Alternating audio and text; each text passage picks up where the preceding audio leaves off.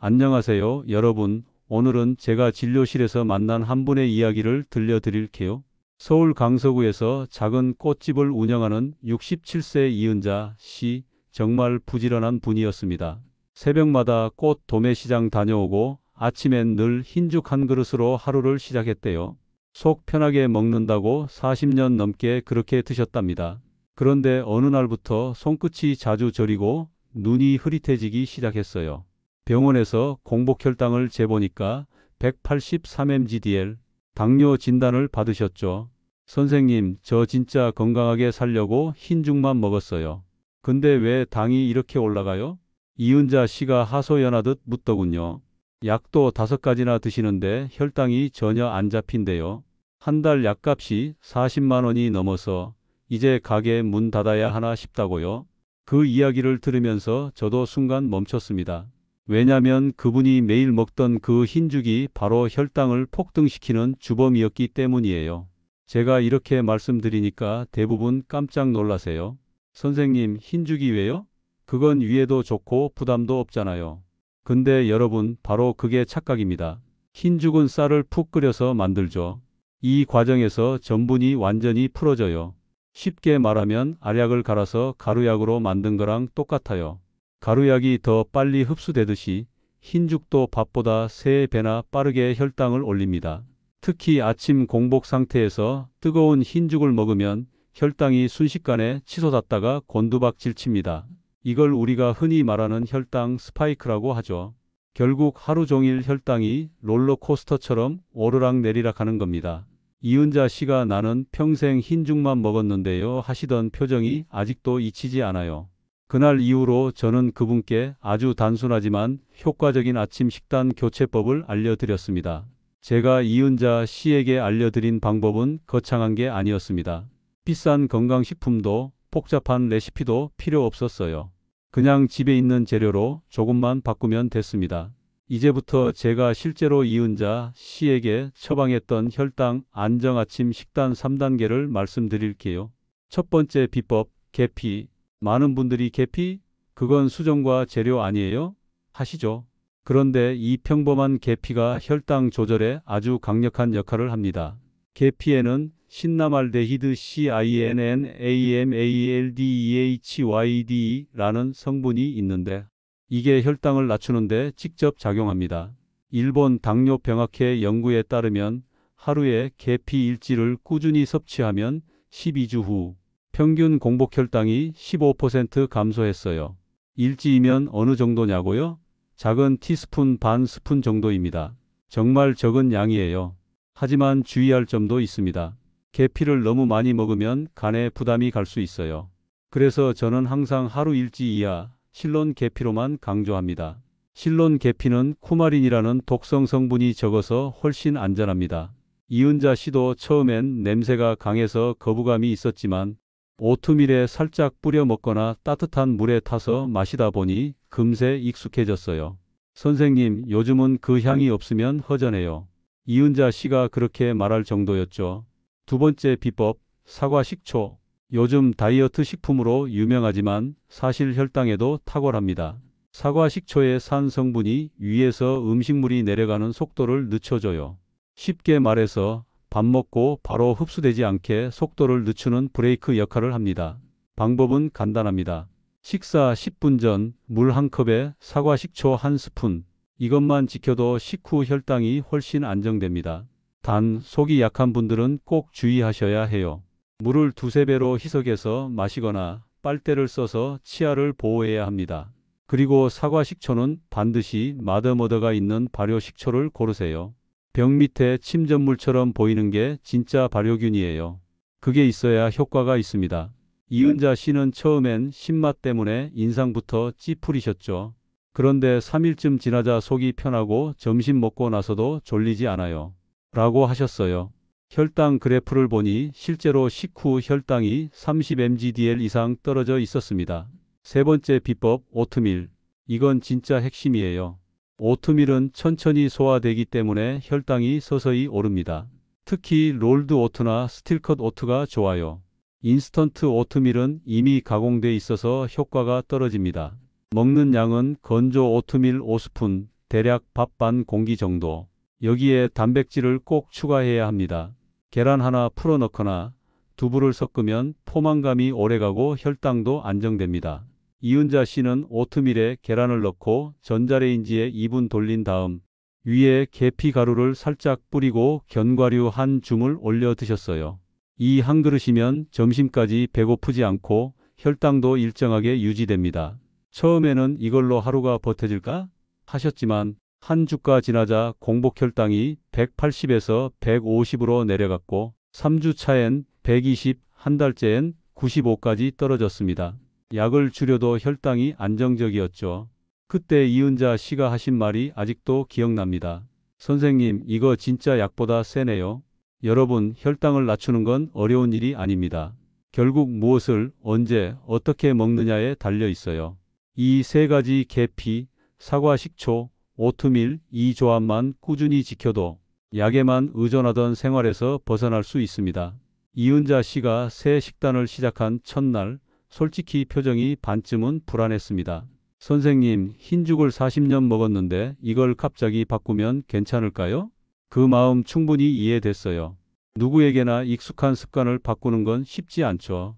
그래서 저는 일단 7일만 해보세요. 몸이 먼저 답해줄 겁니다. 라고 말씀드렸습니다. 첫 주 숫자가 변하기 시작했다. 처음 사흘은 힘들어 하셨습니다. 평소보다 밥양이 적으니 허전하고 흰죽의 따뜻한 느낌이 그리웠다고 하셨어요. 그런데 5일째 되는 날 혈당계를 보시곤 눈이 동그래졌죠. 공복 혈당 180, 150. 그날 전화가 왔습니다. 선생님, 진짜 떨어졌어요. 아무 약도 안 바꿨는데요.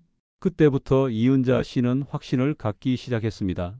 2주차 몸의 리듬이 바뀌었다. 예전에는 아침 먹고 나면 꼭 졸렸대요. 꽃집에서 손님 오셔도 하품이 나고 머리가 멍했다고 하시더군요. 그런데 오트밀 계피 아침을 시작하고 나서는 전혀 달라졌습니다. 선생님, 오전에 눈이 또렷해요. 손님 이야기 다 들리고 집중이 돼요.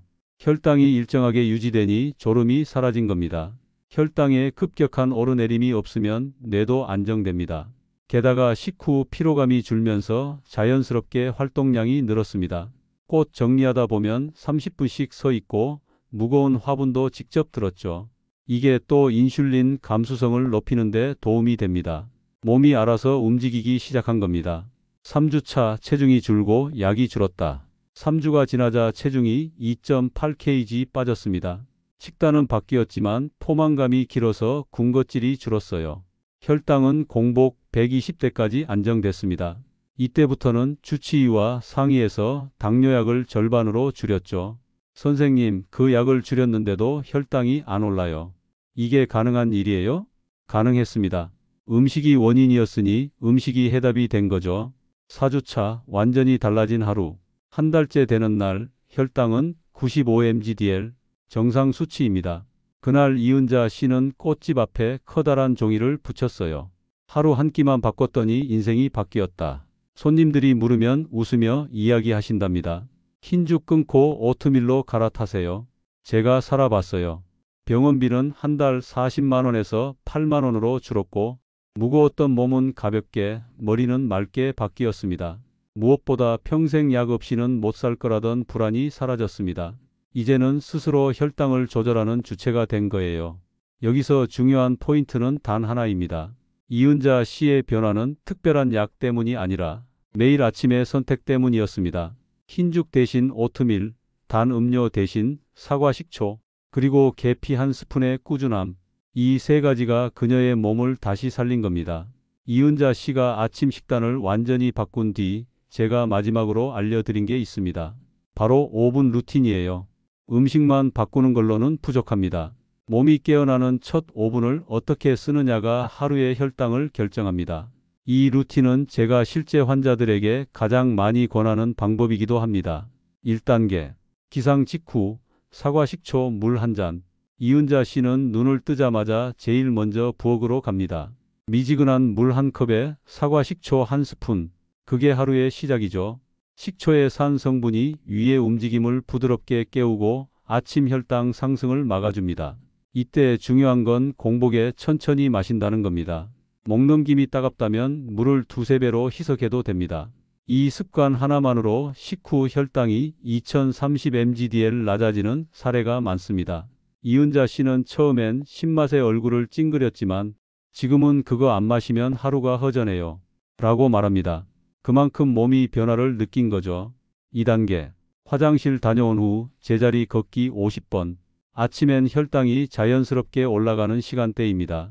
그때 가볍게 움직이면 인슐린 감수성이 높아집니다. 이은자 씨는 양손을 흔들며 제자리 걸음을 50번 합니다. 길게 해도 1분이 채 안 걸리죠. 하지만 그 1분이 혈당 안정의 시동 버튼입니다. 운동 강도보다 중요한 건 매일 같은 시간에 반복하는 것입니다. 3단계. 배꼽 주변 시계 방향 복부 마사지 10회. 이건 장 운동을 돕기 위한 단계입니다. 밤새 정지해 있던 장을 깨워야 음식이 천천히 소화됩니다. 배꼽을 중심으로 오른쪽, 위쪽, 왼쪽, 아래쪽으로 손바닥으로 천천히 돌려주세요. 의학적으로도 이 간단한 마사지가 소화 속도를 조절해 혈당 급상승을 막는 효과가 있습니다. 이은자 씨는 처음엔 이게 무슨 효과가 있을까 했지만 3일 후부터 아침 변비가 사라졌다고 했습니다. 4단계. 식사 전 심호흡 5회. 많은 분들이 간과하지만 스트레스는 혈당을 가장 빠르게 올립니다. 스트레스 호르몬인 코르티솔이 간에서 당 생성을 촉진하기 때문이죠.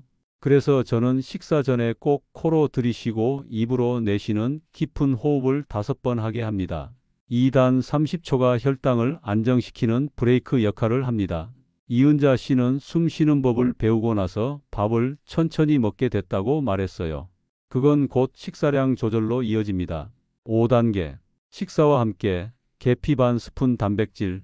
이건 이제 습관처럼 된 루틴의 마지막입니다. 오트밀이나 현미밥 위에 계피 반 스푼을 뿌리고 계란이나 두부 같은 단백질을 꼭 곁들이는 거죠. 이 조합은 혈당을 천천히 부드럽게 올리게 해줍니다. 탄수화물 단독 식사는 절대 피하고 단백질과 지방이 함께 있어야 합니다. 그렇게 해야 혈당이 급상승하지 않고 포만감도 오래갑니다. 이 5단계는 단순해 보이지만 매일 반복하면 몸의 리듬이 바뀝니다. 이은자 씨는 지금도 아침 6시마다 이 루틴을 그대로 지킵니다. 이제는 습관이라기보다 제 몸의 자동 프로그램 같아요. 그녀의 말처럼 몸은 규칙을 기억합니다. 작은 행동이 쌓여 혈당을 바꾸고 혈당이 바뀌면 인생이 달라집니다. 이은자 씨가 처음 제 진료실에 왔을 때만 해도 본인은 이미 마음을 접은 상태였습니다. 선생님, 당뇨는 평생 가는 병이라면서요. 약 없으면 못 사는 거죠? 많은 환자분들이 이렇게 말합니다. 그럴 때마다 제가 드리는 대답은 단 하나입니다. 당뇨는 불치병이 아닙니다. 관리의 병입니다. 1. 약보다 먼저 바꿔야 하는 건 습관. 현대의학에서 약은 분명히 중요합니다. 하지만 약이 하는 일은 조절이지 치유가 아닙니다. 혈당을 임시로 낮출 뿐 몸속의 환경이 바뀌지 않으면 언제든 다시 오릅니다. 그래서 저는 항상 말합니다. 음식이 약이고 습관이 치료입니다. 이은자 씨의 경우도 그랬습니다. 약을 5가지나 복용했지만 혈당은 계속 불안정했어요. 하지만 식단과 루틴을 바꾸고 나서 한 달 만에 약을 2알로 줄였고 혈당은 95까지 떨어졌습니다.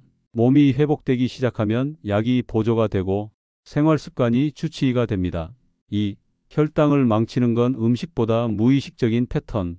의외로 많은 사람들이 나는 단 거 안 먹어요 라고 말하지만 정작 간식, 음료, 늦은 식사 습관을 그대로 유지합니다.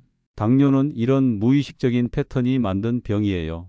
이은자 씨는 예전엔 바쁘다는 이유로 점심을 거르고 오후엔 빵이나 음료로 허기를 달랬습니다. 그게 당을 폭발적으로 올리는 원인이었죠. 생활 습관 교정은 단순히 식단을 바꾸는 게 아니라 시간과 리듬을 다시 만드는 일입니다. 그게 몸의 인슐린 반응을 리셋시키는 가장 확실한 방법입니다. 3. 혈당이 안정되면 몸도 정신도 맑아진다. 혈당이 높을 때는 단순히 수치만 나쁜 게 아닙니다. 머리가 멍하고 의욕이 떨어지고 감정이 쉽게 흔들립니다. 이은자 씨는 전에는 사소한 일에도 짜증이 났다고 했어요. 그런데 혈당이 안정되고 나서 요즘은 손님에게 웃음이 절로 나와요. 라고 말했습니다. 당이 안정되면 에너지 흐름이 일정해지고 그게 곧 기분의 안정으로 이어집니다. 4. 꾸준함이 약이다. 당뇨 관리에서 제일 중요한 건 완벽함이 아닙니다. 70점을 1년 동안 유지하는 게 100점을 일주일 하는 것보다 훨씬 낫습니다. 이은자 씨도 처음엔 시행착오가 많았습니다. 계피를 너무 넣어서 속이 쓰리고 사과 식초를 희석하지 않아 치아가 시린 적도 있었죠. 하지만 포기하지 않고 조금씩 수정하면서 몸의 리듬을 찾아갔습니다. 그 과정에서 깨달은 게 하나 있죠. 내 몸은 내 노력에 반응한다. 이게 바로 꾸준함의 힘입니다. 5. 당뇨는 오히려 건강을 배우는 기회. 당뇨 진단을 받으면 대부분 충격을 받습니다. 하지만 관점을 바꾸면 오히려 내 몸을 이해할 수 있는 기회가 됩니다. 이은자 씨는 이렇게 말했습니다. 당뇨 덕분에 제 몸을 처음으로 들여다보게 됐어요. 이제는 숫자가 아니라 제 컨디션으로 건강을 느껴요. 그 말이 정말 인상적이었습니다. 당뇨는 끝이 아니라 시작점이 될 수 있습니다. 이은자 씨가 식단과 생활 습관을 바꾼 뒤 가장 크게 달라진 건 관리의 태도였습니다. 이전에는 혈당이 얼마나 오르내리는지도 모르고 하루를 보냈지만 지금은 하루를 10분 단위로 쪼개서 스스로 컨트롤합니다. 오늘은 그가 매일 아침부터 밤까지 지키는 하루 10분 혈당 관리 루틴을 공유드리겠습니다. 이건 복잡하지 않습니다. 단순하지만 꾸준히 하면 혈당이 스스로 안정됩니다. 1단계. 아침 5분 공복 혈당 체크. 이은자 씨는 기상하자마자 혈당계를 꺼냅니다. 공복 혈당을 재고 작은 수첩에 날짜와 수치를 적습니다. 오늘은 98, 어제보다 3 내려갔네. 이 한 줄이 하루의 컨디션을 예측하는 지표가 됩니다. 혈당은 체온처럼 매일의 상태를 보여주는 데이터입니다. 수치를 보는 습관이 있으면 몸의 변화를 객관적으로 관리할 수 있습니다. 여기서 중요한 건 수치에 일희일비하지 않는 것, 하루 오르내림보다 평균 추세가 내려가는가가 핵심이에요. 2단계. 식사 전 2분 심호흡과 물 1컵. 식사 전엔 항상 물을 천천히 한 잔 마시고 코로 들이쉬고 입으로 내쉬는 호흡을 5번 합니다. 이 간단한 루틴이 혈당 상승을 막는 데 큰 도움이 됩니다. 스트레스를 줄이면 코르티솔 분비가 억제되어 식사 후 혈당이 훨씬 안정됩니다. 이건 약이 아닌 자연 조절 메커니즘입니다. 3단계. 식후 3분 미니 산책. 이은자 씨는 식사 후 30분 안에 반드시 움직입니다. 멀리 나갈 필요 없습니다. 꽃집 안을 왕복하거나 계단을 오르내리는 정도면 충분합니다. 딱 3분 걷기만 해도 혈당 상승폭이 3040mgdl 줄어드는 효과가 있습니다. 식사 후 바로 움직이는 건 인슐린이 일을 시작하기 좋은 타이밍을 만드는 겁니다. 4단계. 오후 2분 혈당 리포트 기록. 점심 이후엔 짧게 혈당을 한 번 더 측정합니다. 이은자 씨는 스마트폰 메모장에 간단히 기록하죠. 아침 98, 점심 전 110, 점심 후 138. 이런 기록이 쌓이면 본인만의 혈당 패턴 지도가 만들어집니다. 예를 들어 빵 먹은 날은 확 올라가네. 이렇게 스스로 몸의 반응을 읽게 됩니다. 결국 환자가 자기 몸의 연구자가 되는 겁니다. 5단계. 자기 전 3분 감사 루틴. 마지막은 단순하지만 강력합니다. 하루를 정리하면서 오늘 내 혈당이 100 근처에서 유지됐다. 이 사실을 떠올리며 스스로에게 칭찬하는 겁니다. 감정의 안정은 혈당의 안정과 직결됩니다. 스트레스가 적은 사람일수록 인슐린 저항이 낮아집니다. 그래서 저는 늘 말합니다. 혈당 관리는 심리 관리다. 이 루틴의 총 소요 시간은 단 10분. 하지만 이 10분이 쌓이면 약을 줄이고 병원비를 절감하고 평생의 건강을 얻습니다. 이은자 씨는 지금도 이 루틴을 하루도 빠지지 않고 이어가고 있습니다. 예전엔 병원 갈 때마다 불안했는데 이젠 수치를 내가 조절하니까 마음이 제일 편해요. 제가 수천 명의 환자를 만나면서 확실히 느낀 게 하나 있습니다. 당뇨를 이긴 사람들에게는 한 가지 공통점이 있습니다. 그건 의학적 지식도 운동량도 약의 종류도 아닙니다. 바로 꾸준함을 습관으로 만든 사람들이라는 점입니다. 1. 완벽을 포기하고 지속을 선택한 사람들. 많은 분들이 처음엔 완벽하게 하려고 합니다. 탄수화물 영지, 단 음식 완전 금지, 매일 운동 1시간. 하지만 이런 계획은 2주를 넘기기 어렵습니다. 반대로 꾸준히 성공한 분들은 이렇게 말합니다. 못 지켜도 괜찮아요. 대신 내일은 다시 합니다. 이은자 씨도 마찬가지였어요. 선생님, 오늘 손님 많아서 오트밀 못 먹었어요. 그럼 다음 날 다시 돌아왔습니다. 실패를 두려워하지 않았어요. 당뇨는 단거리 경주가 아니라 평생 관리라는 마라톤이니까요. 2. 몸의 반응을 관찰하고 기록하는 사람들. 꾸준한 사람들의 두 번째 특징은 데이터 습관입니다. 그들은 감으로 살지 않습니다. 혈당계, 수첩, 스마트폰 메모 무엇이든 이용해서 매일의 변화를 기록합니다. 오늘 아침 98, 점심 후 136, 어제보다 안정. 이런 짧은 기록이 자신감이 됩니다. 혈당 관리가 추상적인 일이 아니라 눈에 보이는 변화로 느껴지기 때문이죠. 이 데이터는 의사보다 본인을 더 잘 아는 지도서가 됩니다. 3.